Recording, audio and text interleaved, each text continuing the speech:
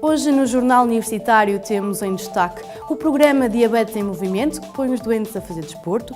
Falamos ainda da violência doméstica e dos prémios do Euroempreendedor, que vamos conhecer os vencedores já na próxima sexta-feira. Estas e outras notícias já a seguir no Jornal Universitário.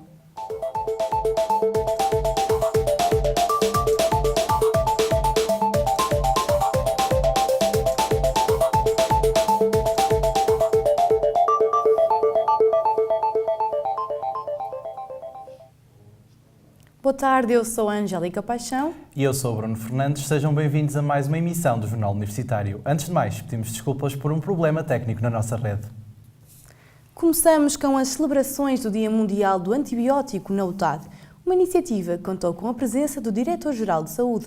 Francisco Jorge alertou para o consumo excessivo destes medicamentos em Portugal.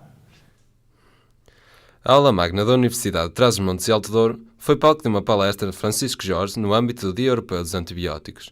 O Diretor-Geral de Saúde abordou o uso dos antibióticos e a forma como são consumidos. Por isso que venho aqui dizer, não só aos estudantes de veterinária, como também a outros das ciências de saúde, que os antibióticos têm que ser usados com critério, não só em saúde pública humana, mas também em saúde veterinária, porque são os mesmos antibióticos e se forem indevidamente utilizados, as resistências que possam adquirir são depois transmitidas a outros doentes que necessitam de antibióticos, mas se eles forem resistentes, a doença acaba por não ser devidamente tratada.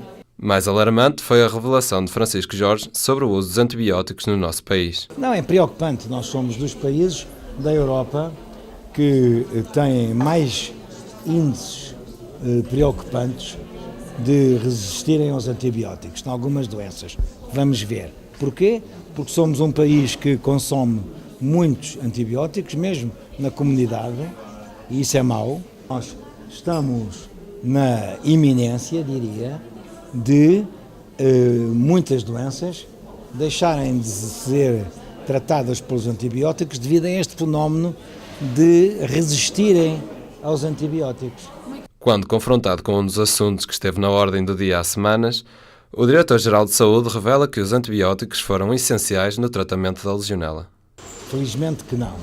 Felizmente que utilizamos a nível de boas práticas aquilo que mais se recomenda para tratar doentes com pneumonia provocada por legionela pneumófila. Nós utilizamos nos hospitais portugueses, nomeadamente não só em Vila Franca de Xira, mas igualmente nos outros hospitais, as melhores práticas, utilizando antibióticos de última geração, que estão, diria mesmo, reservados para situações desta natureza. Com esta palestra, Francisco Jorge quis sensibilizar a comunidade em geral para a ameaça que a resistência aos antibióticos representa para a saúde pública. Nelson Silva, Luís Pereira, UTAD TV.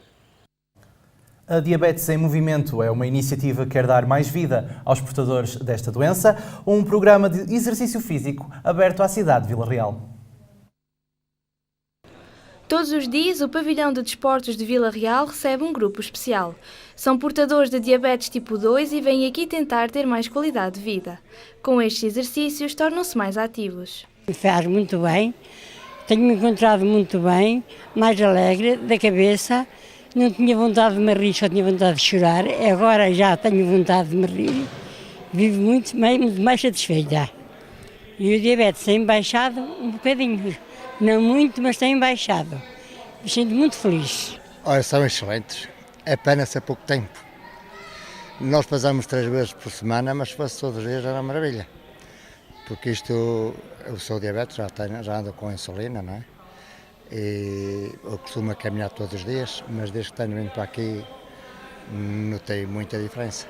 Desde que uma pessoa esteja com boas pessoas e a convivência e tudo isso, parece que não, mas até ajuda a espalhar o stress e tudo.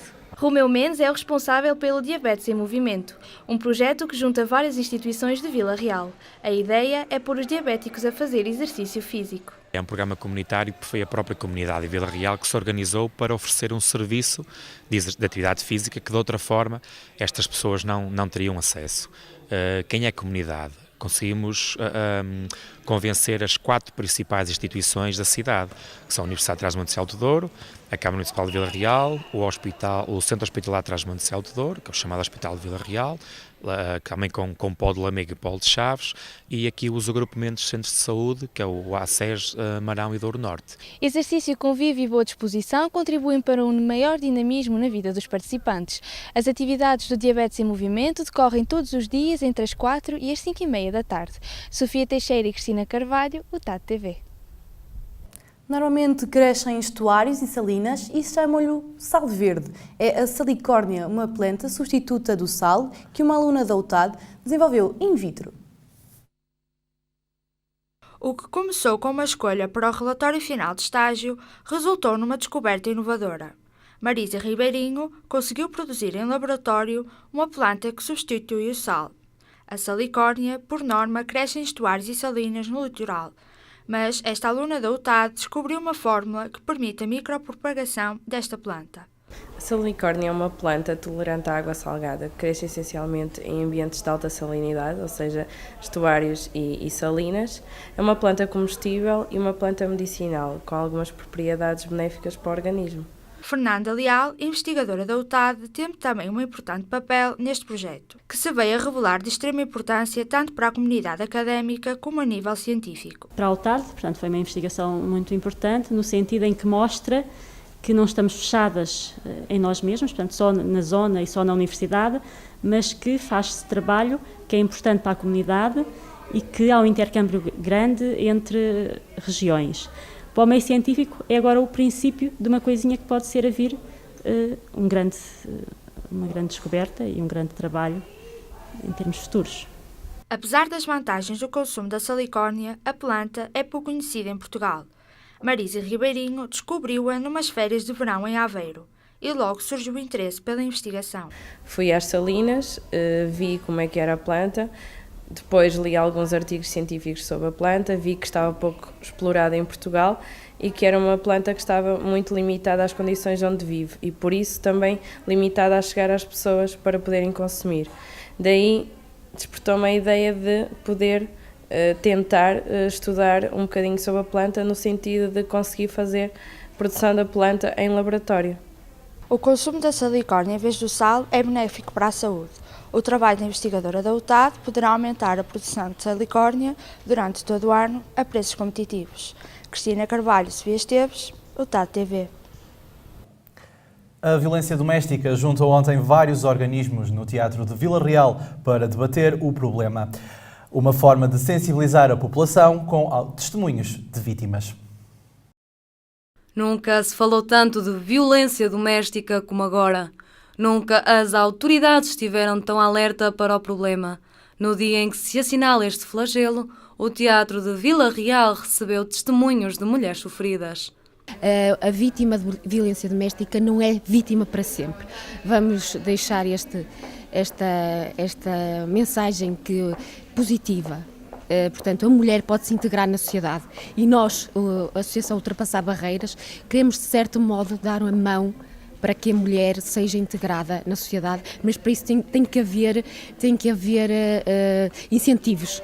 A APAV em Vila Real tem aumentado todos os anos o número de denúncias, talvez porque as pessoas comecem a ter uma maior sensibilidade ao facto de serem vítimas e têm mais coragem em pedir ajuda. A nível social ainda se acredita que violência doméstica apenas se limita a agressões físicas, mas os danos psicológicos podem se revelar mais violentos. Ultrapassá-lo torna-se um processo penoso. O medo é um fator decisivo na hora de denunciar estes casos. É raro tomar a iniciativa porque têm medo, porque eles ameaçam com os filhos, por exemplo, as mulheres que estão imigradas ameaçam que vão deportá-las, elas não têm noção e que que lhes vão ficar com os filhos e elas não têm noção da lei, muitas delas não têm conhecimento e acabam por acreditar e sustentar essa situação ao longo de vários anos. A divulgação do problema tornou possível uma maior consciencialização sobre a violência doméstica. São cada vez mais as vítimas que denunciam os abusos. Aquelas que têm chegado a mim é já depois de terem passado pelo processo, de serem encaminhadas para uma casa-abrigo, só depois desse processo, de até o processo crime já estar resolvido. Aí muitas delas têm crianças, aí vou avaliar as crianças no sentido de partirmos para a guarda partilhada ao total dos menores, é nesse sentido. Basta que me batas uma vez foi a frase que assinalou este Dia Internacional pela Eliminação da Violência contra as Mulheres. Com a imagem de David Teixeira, Ana Castro, UTA TV. O Núcleo de Estudantes de Psicologia organiza um workshop sobre toxicodependência. A atividade alertou os estudantes para o perigo das drogas. O consumo de drogas é um dos principais problemas de saúde pública da sociedade atual. O Núcleo de Psicologia decidiu discutir um workshop que reuniu alunos e especialistas. Esta iniciativa serviu para promover a consciencialização destes assuntos. Acho que é importante parar para pensar, falarmos abertamente sobre esta doença. O tema do workshop como é um tema muito atual, é algo muito interessante, foi mais isso que me cativou. Além disso, como estava explícito que ia haver exemplos clínicos, eu também quis perceber o que é que leva as pessoas a tomarem este rumo de vida e por aí. O contacto com as drogas começa cada vez mais cedo. É por isso importante sensibilizar os jovens universitários para o problema da toxicodependência. São coisas com que eu estou em contacto por ver na rua, por conhecer pessoas que estão em casa assim, ou já estiveram, ou podem vir a estar, e acho que é um assunto interessante para toda a gente, porque as pessoas deviam se informar melhor sobre o que realmente se passa. O contacto com alguns casos práticos permitiu aos alunos da UTAD ver de perto as consequências do consumo de drogas, uma ação de prevenção, de aprendizagem, para deixar os alunos a pensar. Flávia Castro e Carlos Dias, UTAD TV. É já na próxima sexta-feira a gala da segunda edição dos Prémios Douro Empreendedor. A região do Douro tem sido uma aposta cada vez maior para vários investidores, que acreditam nas potencialidades da região para projetos futuros. Desta forma, nasceu o Prémio Douro Empreendedor, uma distinção que premia projetos inovadores de cariz empresarial, valoriza produtos endógenos, contribui para a competitividade da região e promove o seu desenvolvimento sustentável. A primeira edição do projeto contou com a participação de 69 candidaturas. Apenas 18 foram destacadas para a gala final. Competiam para 3 categorias. A Douro Vinhos e a Solicel venceram na categoria de empresas que fazem o Douro. A Néctar da Sabedoria venceu o Prémio Douro Uma Boa Região para Investir. E a Tiport na categoria de Novas Empresas. Os vencedores receberam um prémio monetário no valor de 5.000 euros. Contaram ainda com o apoio de várias instituições envolvidas no desenvolvimento do projeto. Superadas as expectativas da primeira edição, a Rede Empreendedor arrancou este ano com a segunda edição. Foram, entretanto, introduzidas algumas alterações. Agora, há mais categorias. Ao todo, são 5 novas empresas, empresas inovadoras e criativas, projetos de turismo internacional, Douro Experiência e Gentes e Aldeias do Douro. Quanto ao número de participantes, aumentou para o dobro.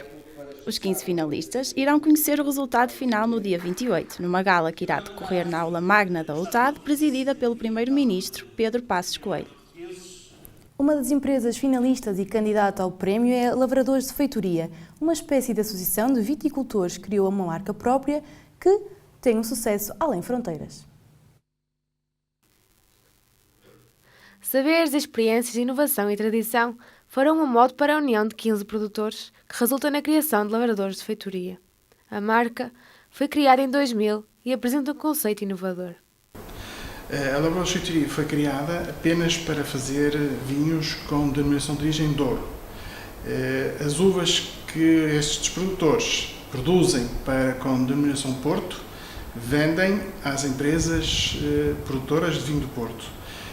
A ideia era então valorizar essas mesmas uvas que não têm benefício para fazer o vinho com denominação Douro. Com mais produção, os Lavradores Unidos têm assim a oportunidade de inovar no mercado internacional. Mais tarde, em 2004, a empresa volta a inovar ao lançar um modo de engarrafamento único em Portugal. Fomos desafiados por uma empresa, um nosso importador da Noruega, que gostava muito do nosso vinho, mas que tinha dificuldade em vendê-lo em garrafa. Então desafiou-nos em pôr esse vinho numa embalagem diferente, que chama bag-in-box. É um saco plástico alimentar, com uma proteção diferente dos sacos normais, que é onde nós colocamos o vinho e depois pomos dentro de uma caixa. A Lavradores de Feitoria oferece uma vasta gama de vinhos que se caracterizam como equilibrados e elegantes, produzidos em 3 locais diferentes. Temos três patamares distintos de vinho. Temos 2 vinhos de lote, um gama de entrada, que é um vinho produzido para ser consumido diariamente, que é o nosso gama de entrada. Depois temos o nosso 3 bagos, que é a nossa categoria superior. E depois temos a nossa terceira categoria, que é a nossa categoria extra, que temos 2 vinhos terroir, que são vinhos feitos em lagar, estagiam todo o tempo em barrica, são vinhos mais encorpados, com uma excelente capacidade de envelhecimento. A empresa não tem parado de crescer.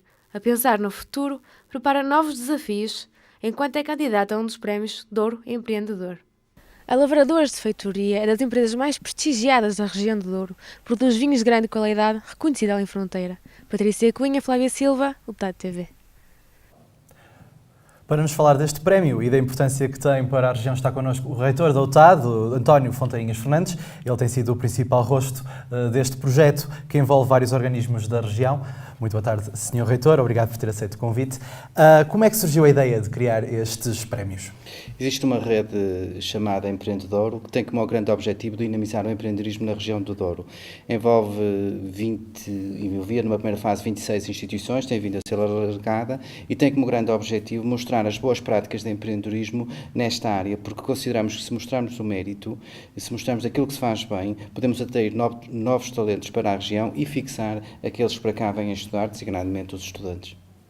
Agora que já decorreu uma edição, já nos pode dizer se cumpriu o seu propósito, ou seja, se já nota uma influência positiva na região?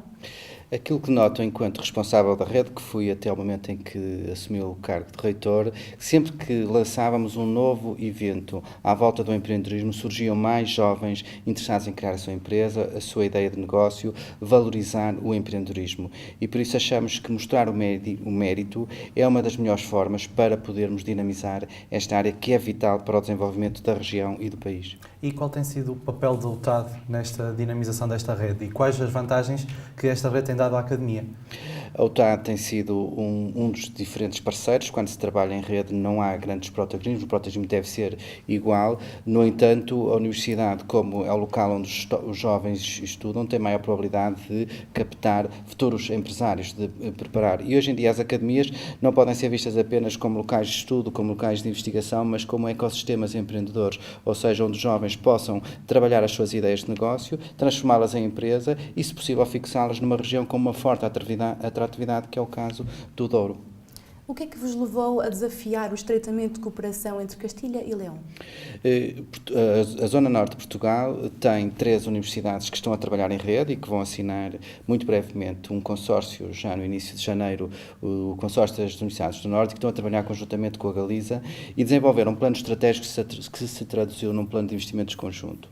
E queríamos fazer exatamente a mesma questão, isto quando digo queríamos o Norte, através da Comissão de Desenvolvimento Regional do Norte, com Castilha e Leão. Estamos a falar de uma grande região de Espanha, é uma das regiões centrais de Espanha, que envolve universidades como Valladolid, Burgo ou Lyon e mesmo Salamanca, para traduzir também em projetos conjuntos. Simplesmente, dentro destes projetos, um que terá que ser obrigatório é o Douro Duero. O Douro não é apenas algo que se inicia entre Miranda do Douro e o Porto, mas tem continuidade para o lado da fronteira. E, portanto, existem afinidades económicas e regionais que nós temos que potenciar e daí a preferência por Castilha e Leão. O projeto Empreendedores recebeu este ano mais do dobro das candidaturas. O que é que pensa que levou a este aumento? Em primeiro lugar, é conhecido. O conhecimento por parte dos diferentes atores regionais levou a que aumentasse o número de candidaturas. Por outro lado, também criámos novas modalidades. Além de premiar os empresários, desta vez criámos uma modalidade relacionada com o turismo, porque consideramos que é uma das bandeiras estratégicas para o desenvolvimento económico da região, mas também a questão das artes. É importante valorizar. Há 2 prémios ligados ao cartaz criativo e a um vídeo, que nós temos que ter novos talentos. E hoje em dia, quando se fala no Douro, não se fala apenas no vinho e na vinha. É preciso novas tendências, é preciso novos atores com conhecimentos na área da comunicação, do marketing, do turismo. Portanto, há todo um conjunto de competências que temos que valorizar e é evidente que isso se traduz num aumento do número de candidaturas. É já na próxima sexta-feira, a gala de entrega de prémios. A presença do Primeiro-Ministro é fundamental para destacar este projeto.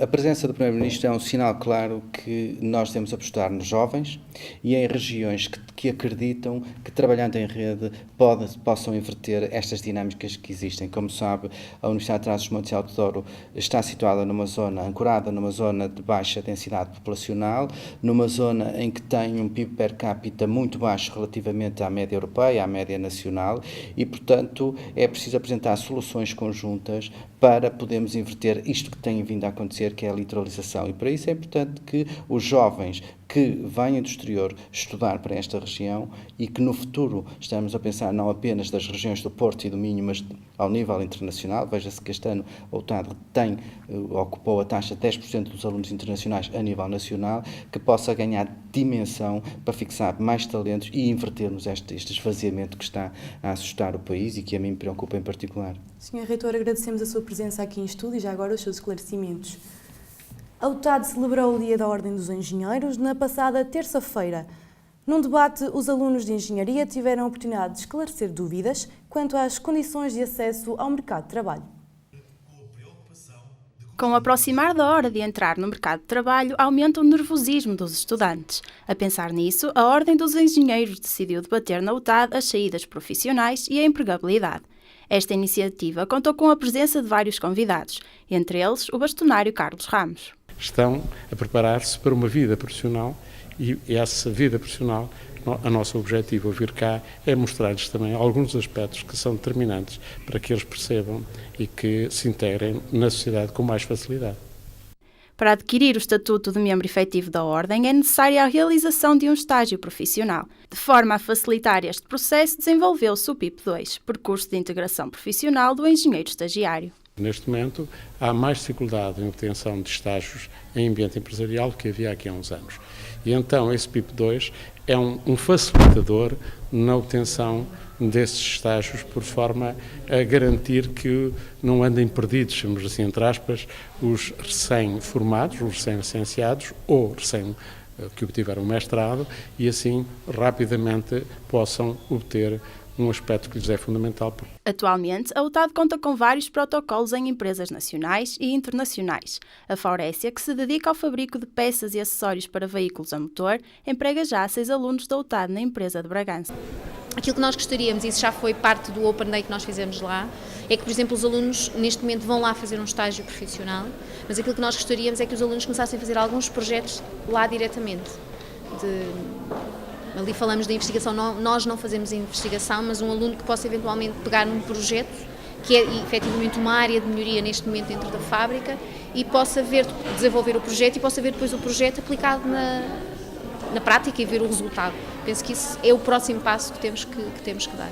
Este debate permitiu aos futuros engenheiros da UTAD esclarecer dúvidas quanto à admissão na Ordem, discutir vantagens e desafios da profissão e, para além disso, ficar a conhecer quais os protocolos que a Universidade oferece. E ainda a questão da empregabilidade, a Job Party trouxe especialistas à UTAD que deram dicas aos estudantes sobre como procurar o primeiro emprego. As palestras têm o nome de Job Party, mas não nos esperava nenhuma festa. Aqui dão-se, isso sim, respostas às dúvidas dos alunos que procuram um emprego e percebe-se que não é uma brincadeira. Para encontrar um lugar no mercado de trabalho é preciso procurar apoios e destacar as competências de cada um. Ouvir esses estudantes da academia e que são casos de sucesso atraiu os alunos. Foi, no entanto, a abordagem sobre o currículo que interessou mais aos presentes e que levou muitos deles a inscreverem-se na iniciativa. Queria saber mais sobre a construção do currículo, uma vez que estou no último ano da licenciatura e isso poderá ser útil, e aprender algumas coisas que se calhar não tinha ideia antes. O currículo foi um dos pontos mais focados durante todo o evento. Desde a utilização de plataformas online à valorização das experiências de vida, tudo foi abordado de forma exaustiva. Nós tivemos um particular cuidado em construir o programa com informações práticas e úteis para que eles possam possam, por exemplo, estar numa entrevista de emprego, para que eles possam construir um currículo melhor, para eles perceberem a importância cada vez maior que hoje em dia tem na perspectiva dos empregadores a questão das competências transversais e tudo aquilo que eles ainda podem fazer para verdadeiramente construírem um currículo forte. Um dia inteiro de palestras em que se tomou consciência que procurar um emprego exige muito trabalho, mas é assim que se faz a diferença e se garante o sucesso no final. A Fundação Francisco Manuel dos Santos promoveu na UTAD uma palestra acerca das questões-chave do acesso ao ensino superior. O debate acabou por ser e se centrar nas dificuldades económicas. No momento de crise em que muito se fala sobre as dificuldades económicas que afetam as famílias portuguesas, o tema é incontornável. Quando se fala no acesso ao ensino superior, percebe-se que a falta de dinheiro é o maior entrave para pais e alunos. O maior obstáculo, sem dúvida, são as questões financeiras. As famílias, sabe-se que as famílias passam por grandes dificuldades, o ordenado mínimo não é o suficiente para comportar os gastos que a universidade traz para a família, sobretudo os filhos que iniciam esta nova etapa nas suas vidas. Numa palestra promovida pela Fundação Francisco Manuel dos Santos, na UTAD, especialistas debateram os desafios do acesso ao ensino superior. Em cima da mesa estiveram sobretudo as dificuldades, como a escassez de alunos em alguns cursos e o excesso noutros. Eu acho, acima de tudo, que deve haver aqui uma relação, não é? Não devemos manter abertos cursos que estão constantemente vazios. No entanto, também sou da opinião que não deve ser o mundo do trabalho a comandar o mundo do conhecimento. E isso também é realmente uma preocupação que todos nós temos de ter para que não tenhamos apenas um ensino superior focado no mundo do trabalho e em índices de desemprego e de empregabilidade. Quanto à realidade do interior do país, nem todas a veem da mesma forma. Se para alguns a desertificação vai condenar o futuro do ensino superior, para outros não é bem assim. O interior tem um problema muito complicado neste momento, que é a falta de investimento público e realmente não existe investimento nestas regiões. Vila Real é um desses casos. Eu acredito que pode ser que não, mas as tendências mais atuais confirmam essa desertificação, não é? Mas eu acredito que ciclicamente vai haver novamente uma aposta no interior mais cedo ou mais tarde. Espero que sim. Apesar de ser cada vez mais facilitado o acesso ao ensino superior, há ainda questões que travam os alunos, problemas a ter em linha de conta pelos responsáveis no futuro. Patrícia Vinhais e Aldónio Silva, UTAD TV. O simpósio de ovinos e caprinos analisou diversas problemáticas relacionadas com ovelhas e cabras. Em destaque estiveram temas como a nutrição animal. Nutrição e alimentação, sanidade animal e valorização de produtos ovinos e caprinos foram estes alguns dos temas em análise do primeiro simpósio de ovinos e caprinos, uma aposta necessária numa área em que pouco se conhece. Em primeiro lugar, em Portugal não é muito comum ver-se um evento científico dessa magnitude. Depois também nós não realizávamos algo relacionado com ovinos e caprinos há mais de 10 anos, porque achamos que seria o momento ideal para apostarmos mais fortemente nos ovinos e nos caprinos e oferecer aos alunos um tipo de atividades que não era comum na nossa associação para diversificarmos as ofertas que temos.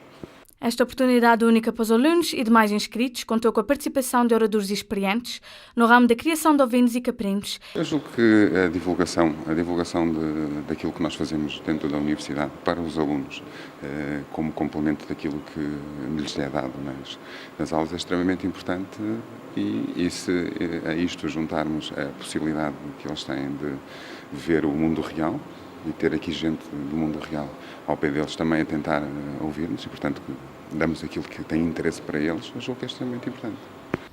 Também tem este primeiro simpósio Ovicapri, com boas perspectivas para edições futuras. Agora é Atividade com a imagem de Beatriz Pinto, UTAD TV. Na semana passada realizaram-se pela primeira vez as jornadas do Centro de Investigação de Tecnologias Agroambientais da UTAD. Uma forma de dar a conhecer alguns projetos, com um destaque para aqueles que poderão reduzir o impacto ambiental das empresas. Vinicultura, floresta urbana e as alterações climáticas foram alguns dos temas escolhidos pelo Centro de Investigação de Tecnologias Agroambientais e Biológicas para as primeiras jornadas. Vários alunos e docentes da UTAD fizeram questão de estar presentes na apresentação dos vários projetos. A preocupação de vários investigadores é desenvolver algo que possa melhorar as rotinas empresariais e de produção. Nas jornadas deram a conhecer as propostas e contaram ainda com o apoio dos especialistas internacionais. Terminam assim estas primeiras jornadas da Citável com um balanço positivo e boas previsões para o futuro. Beatriz Pinto, imagem Sara Cibrão, UTAD TV. Os Clã vieram mais uma vez a Vila Real, desta vez atuaram no Teatro Municipal, onde apresentaram o seu novo disco. O novo álbum dos Clã conta com a participação de letristas que são parceiros da banda já de alguns anos. Entre eles, Sérgio Godinho, Carlos T, Carolina Guimarães e Arnaldo Antunes. Desta vez, contaram também com a participação de Samuel Lúria e Nuno Prata, que são a grande novidade nas composições deste novo disco. Tem sido muito interessante andar com isto pela estrada. Nós começamos a digressão na primavera, quando o disco saiu, e a maior parte dos concertos que fizemos nessa altura foram concertos em auditórios. E o disco ainda era muito pouco conhecido, havia 2 músicas a passar na rádio só, e o disco tem 14. E o espetáculo que trouxemos e que vamos trazer hoje também aqui a este Teatro de Vila Real é um concerto muito focado no disco. Quase todas as músicas do disco, ou mesmo todas, se o concerto correr bem e merecer-nos encore, passam pelo palco. E isso implica o contacto das pessoas com canções que não conhecem de lado nenhum. Com o habitual ritmo enérgico, os Clã tiveram a plateia rendida aos novos temas. Mas o público não deixou de lado a nostalgia e quis ouvir também temas já conhecidos. Tinha curiosidade em saber qual era aquelas ligações que eles tinham ao Samuel Lúria e estes novos temas que iam lançar no novo CD, mas acima de tudo também queria ouvir alguns temas antigos, portanto é um bocado um saudosismo que os Clã deixam, não é? Um bocado por aí. Os Clã superam sempre as minhas expectativas porque têm sempre temas que nos surpreendem. Eu gosto imenso das músicas mais calmas, mas as músicas mais fortes são sempre superadas quando nós vemos o dinamismo da vocalista em palco. Os Clã continuam a ser uma banda com muita força ao vivo e foi isso que transmitiram. Neste novo trabalho, os Clã voltam a mostrar o gosto na construção de canções e o desejo de explorar novas e irreverentes sonoridades.